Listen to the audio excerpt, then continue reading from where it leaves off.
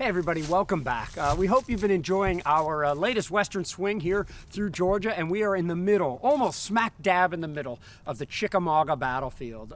I'm not sure how many of you have ever been out here. This is my first time standing here at William Karnes Tennessee Battery. And you obviously can tell where we are, right? I kind of see woods over there. Oh, here's some cannons. Karnes has some 6-pounders and some 12-pounders, howitzers along with it. So not really a long-range battery. You walk over here, you can get really up on me there. Chris Mikowski behind the camera.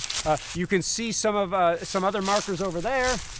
As we go over here, I'll make sure to block the camera here so you don't see something, and you really can't see a whole lot, right?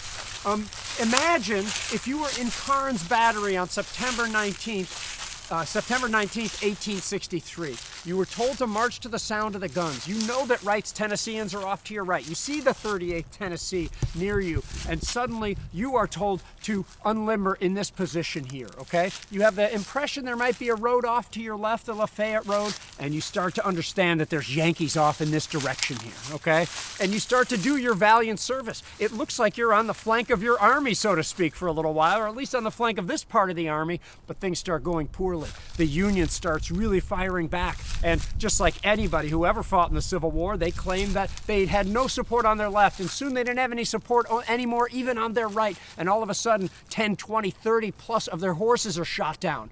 Eventually the commander, Karnes, gives the order for some of these guys to actually fall back. They're going to try to get the battery out there. They don't have enough horses. They can't do it. So eventually the Southerners are in a predicament. This battery, you've got Union soldiers, Van Cleve's guys starting to arrive over there, and they are facing a dangerous threat. And immediately the Confederates are going to just try to make their way out. I think only 30 or 40 of them actually made it out. The Union swarms over this position, starts hacking away the guns from the limbers. They drag the guns away, but not far enough. Now, that made perfect sense, didn't it? You know how this fits into the battle? No, you probably don't. And either did the people in Karnes' battery, nor in Wright's brigade, the Tennessee troops that were with them. Before I hand this off to someone who actually understands this stuff and might be able to make some sense of it, let me just show you. This is the Chickamauga battlefield, and we are right about here. You can see Karnes marked off to the left. That's north, that's the Lafayette Road. And you can see the Tennessee troops that are either supporting or fighting alongside them. So we've got some wind, we've got the windscreen on, but to try to make sense of it through the wind, let's talk to Jim Ogden. He's the historian here at the Chickamauga and Chattanooga National Military Park. Well, thank you, Gary, and we certainly do need to try to make sense of it. But what happened to Karnes' battery on the afternoon of September the 19th as this Battle of Chickamauga, as we know it in the history book, as this battle now flows south, as Cheatham's division, 6,500 mostly Tennesseans, has been committed to the fight, and Wright's brigade and Karnes' battery, the very left of Cheatham's front line, has come into the fight. And literally, you have men who are simply orienting on where the sound is and where the fire is. As Gary related, Karnes is going to be concerned about his left. He actually sends his battery first sergeant off to try to reconnoiter on the left flank, and finds there are Federals closing in. In fact, this battle is flowing southward, not just because the units marching to the sound of the guns are coming from the south and moving north, and the sound seems to be loudest directly in front of them, but also because each unit's southern flank, right flank for the Union troops, left flank for Confederate troops, has been threatened by the approach of the next enemy force. And that's what's going to catch Karnes in that trouble that Gary described, when Horatio Van Cleve's division comes in and fires at short distance, disables so many of Karnes' men and horses, and then runs forward and seizes the guns. But Van Cleve's men do not have Karnes' battery for long, because the next Confederate division, the division commanded by Alexander Peter Stewart, a relatively new formation within the Army of Tennessee, with some relatively inexperienced soldiers in some of its brigades. That division, having been sent northward by Braxton Bragg himself, with the really the only guidance of that he was to move to the right and that he must be governed by circumstances.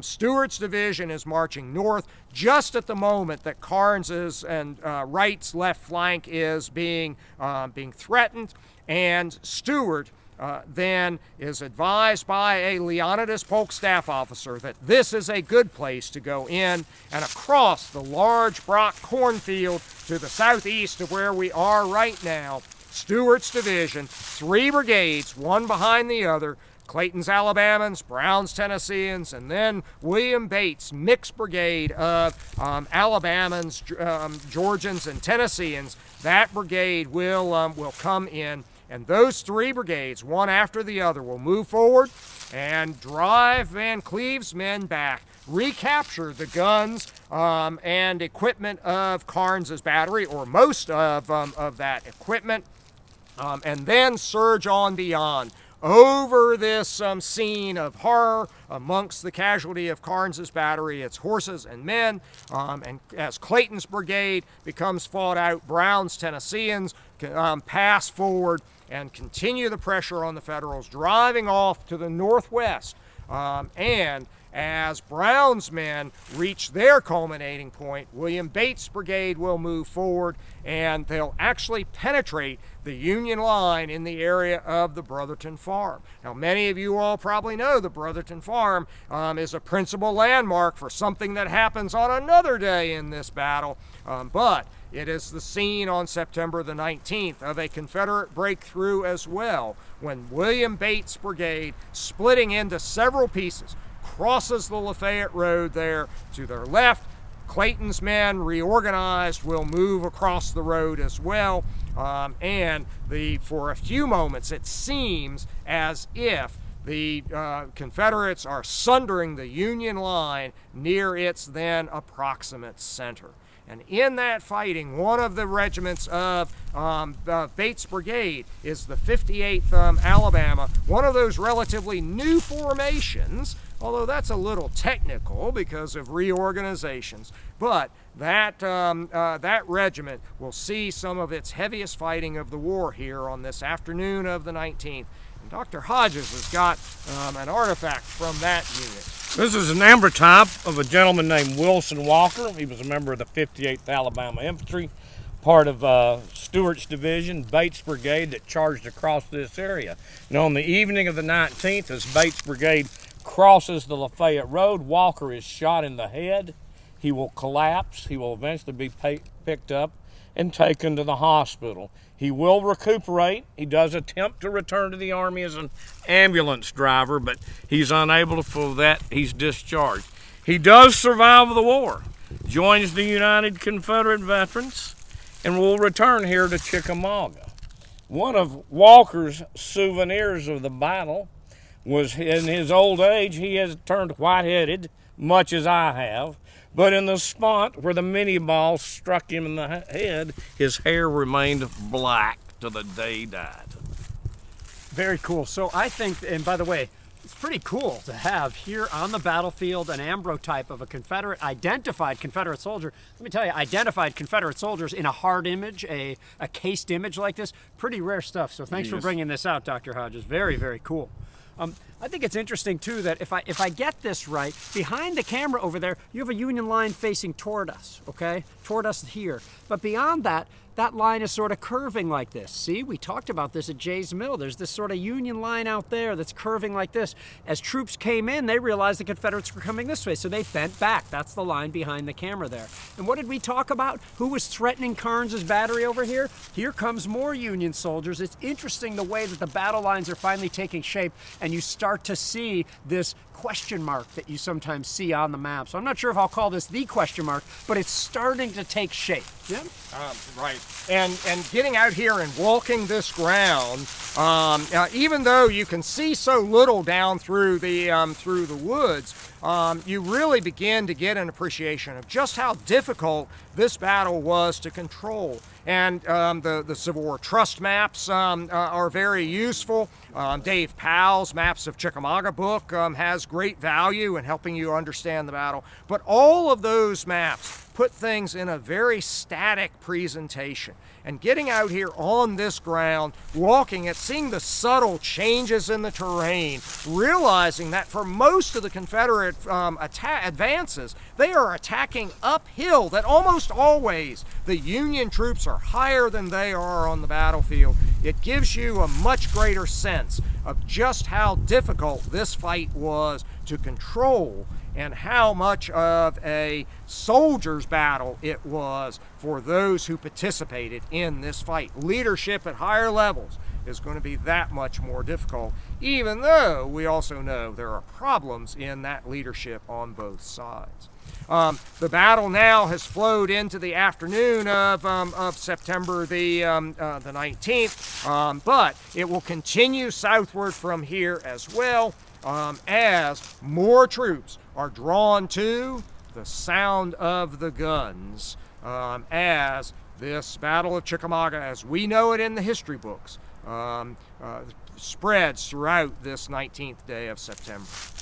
And this is interesting. I'm going to ask Jim again, to set us up for the next stop. So we've got some of Hood's troops going on here. We've got more Union troops showing up. Tease us up for our next stop at, I think, the Vineyard Field. Well, many of you all know about how aggressive and impetuous John Bell Hood is, and he's out here looking to gain some more glory, particularly since he got knocked out really early in his last battle, last engagement. And so put yourself in Hood's shoes. You want to impress a certain young lady in Richmond. You've just finished a train ride here. You've been encouraged by the men of your old brigade to come and join them, and now you've been listening to the roar of the battle all day long, and it's getting closer. Can you resist the temptation to join the fight?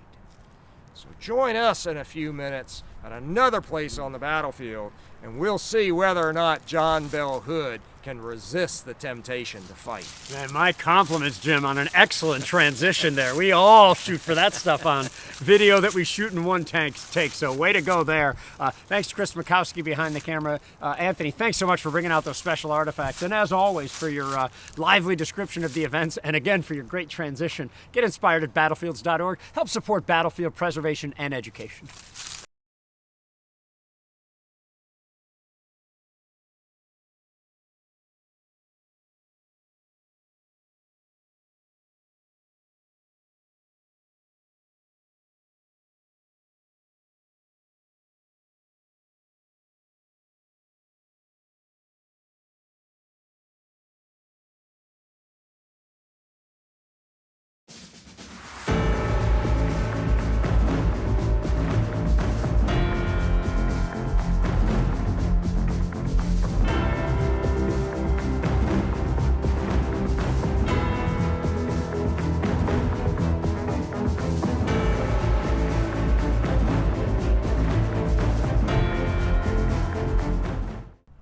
Chris Mikowski of Emerging Civil War for the American Battlefield Trust, and I want to thank you for sending us here to the Chickamauga battlefield. We're having a fantastic time exploring the battlefield. We have talked about the action that took place on September 18th.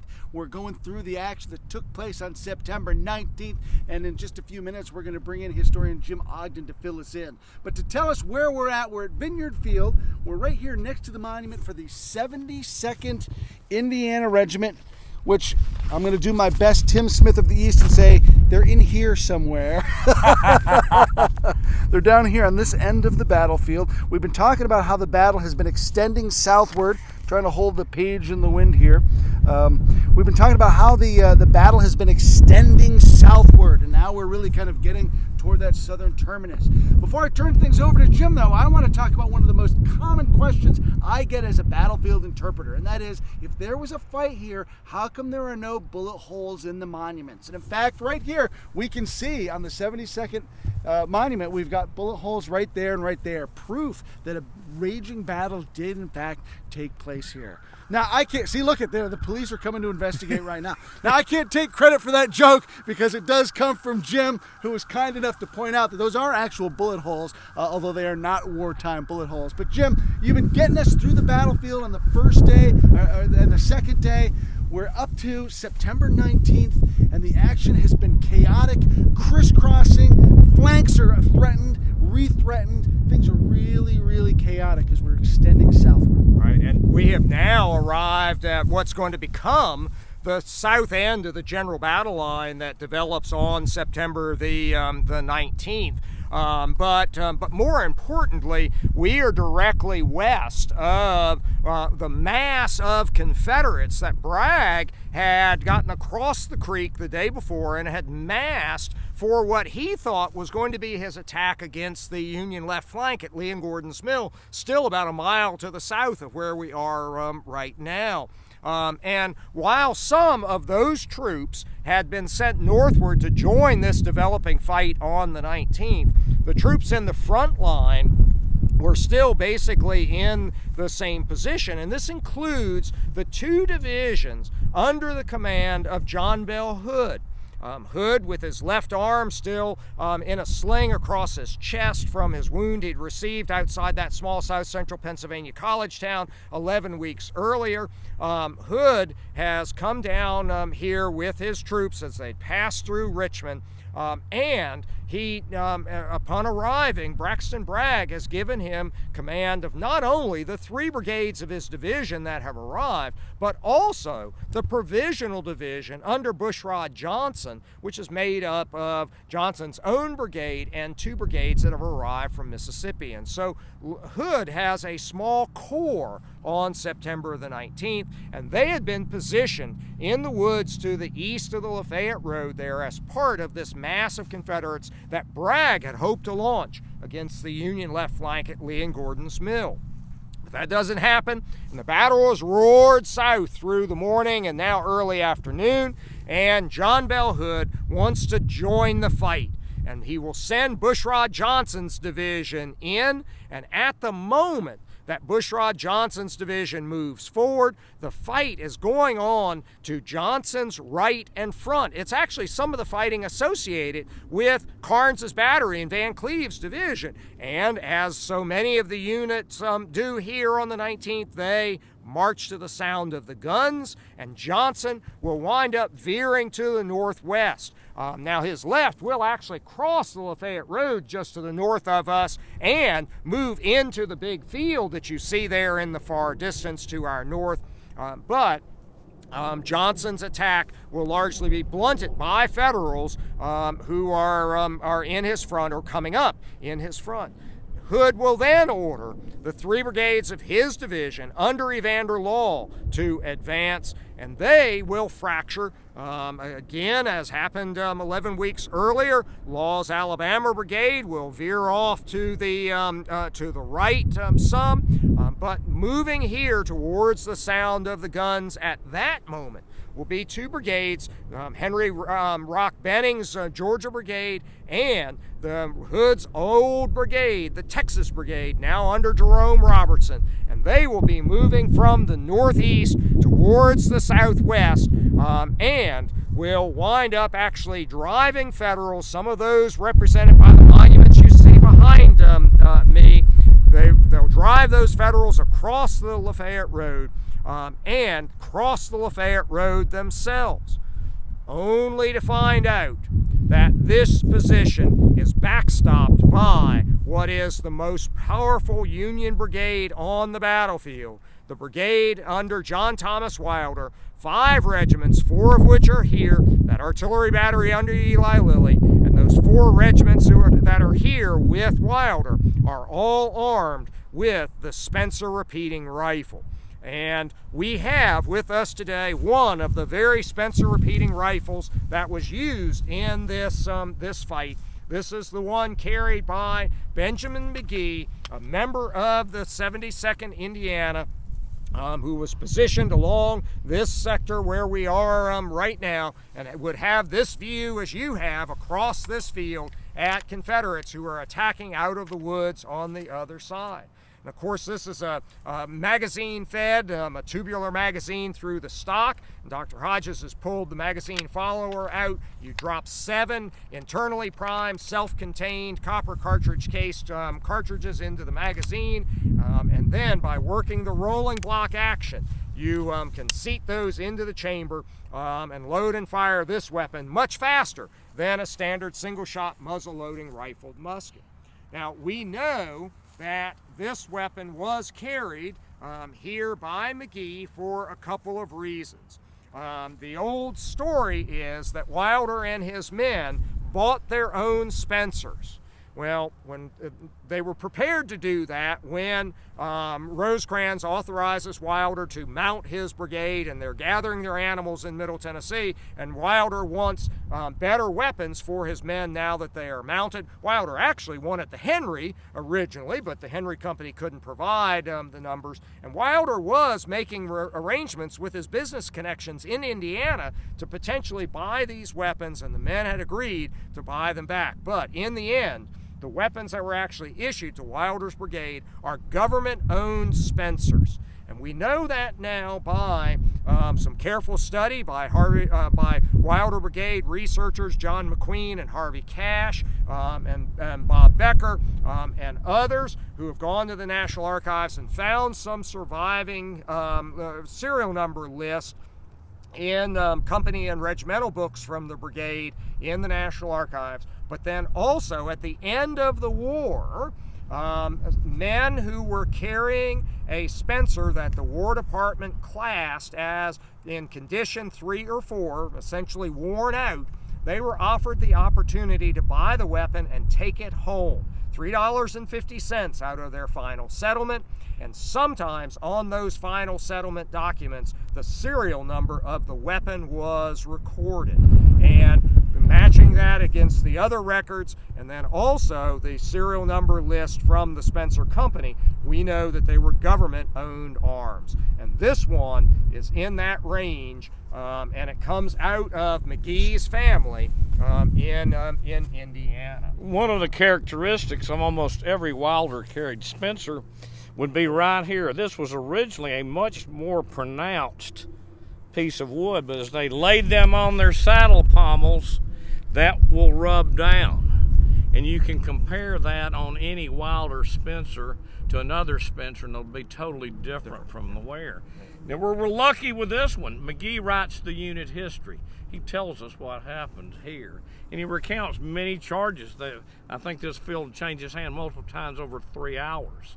And during that time, many men go to ground in the ditch behind us. In fact, Lilly will bring his battery at one point when Benning's Georgians are in there and fire canister the length of the ditch. McGee, as night falls on September 19th, is sent with a friend to the ditch for picket duty. And he talks about the wails of the wounded in that ditch, how horrible it was to hear them crying, how it was one of the longest nights of his life. When the morning sun comes up on the 20th and they look to the rear, 72nd Indiana and the rest of Wilder's brigade have pulled back and their friends are no longer here. But McGee does return to the regiment and uses this through the rest of the battle. And on his final settlement, does he record, is the serial number recorded? The serial number is not recorded, but it is recorded that he purchased his Spencer. Right, and this comes directly out of his family, hands, yes. Tracked through. So we have now a lot more information about how Wilder got his men rearmed with the weapons that provided such an advantage to Wilder's men in this defensive position, as one of Wilder's men in Wilder's own regiment, the 17th Indiana, whose monument is just a little bit to the north of us, said that during the course of the action here, they fired so much that before night, each man had a little pile of empty shells by his position. And he said that at one time in a lull in the fighting, two men near him compared piles to see which one had done the most shooting. And one of the illustrations of how effective Wilder was as a leader, since this weapon shoots 3 to 4 times as fast, what are you likely to have to provide an 18 to 25-year-old guy? a lot more ammunition.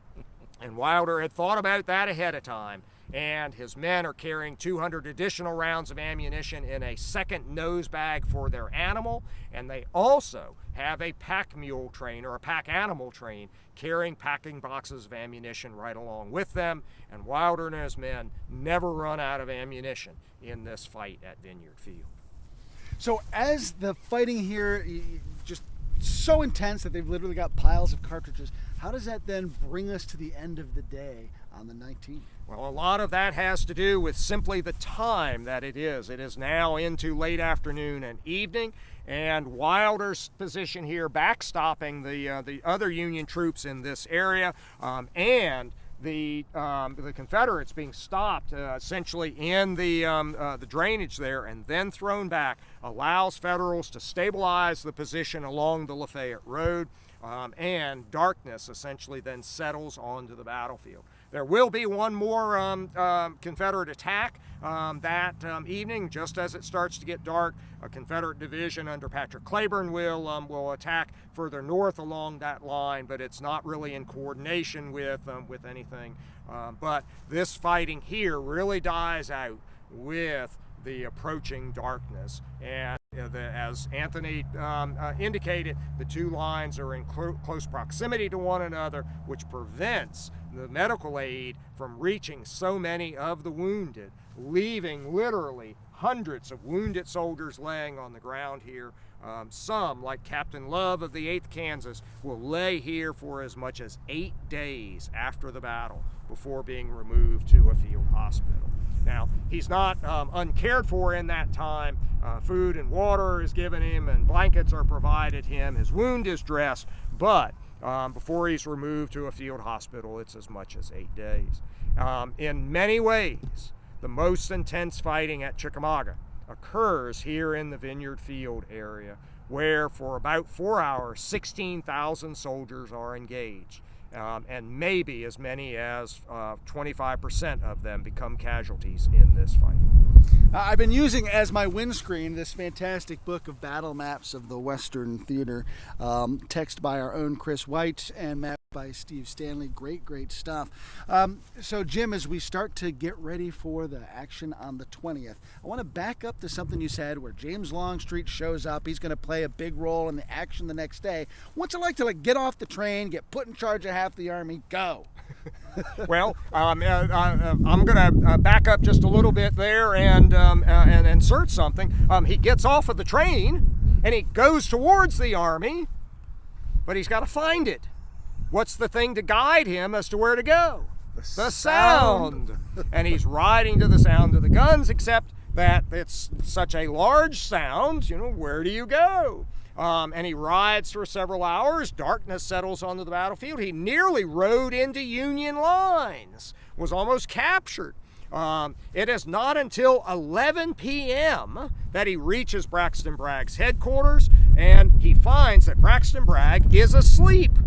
Bragg has to be awakened. Bragg and Longstreet have a brief conference, and it was then, only then, that James Longstreet learns that he now commands more than half of the Confederate troops on the battlefield. Got a little inkling of that when he ran into Leonidas Polk on his way trying to find Bragg's headquarters, but he doesn't get that confirmation until he awakens Bragg that night. But now he has to make something of this left wing of the Confederate Army of Tennessee that he's been given command of, scattered in the woods. He doesn't even know many of the troops. Only 5 of his 17 brigades on the 20th will be ones that he has brought from Virginia. The rest are troops who are parts of Bragg's army or have come from Mississippi or East Tennessee. Longstreet will get a couple of hours of sleep, and then in the pre-dawn hours of the 20th will arise and ride out to start trying to make some sense and to get organized for an attack in echelon by division from right to left beginning at day dawn, which is what Bragg told him was going to be the case on September the 20th. I feel like this is where we should insert the dun dun dun as we get ready for September 20th. Lots more action to come here at Chickamauga. Stay with us. We've got so much more to explore. I want to thank Jim. I want to thank Anthony. I want to thank Gary behind the camera for his great work today. Thank you for all you do to help us bring these videos to you. And thank you for everything you do to support battlefield preservation.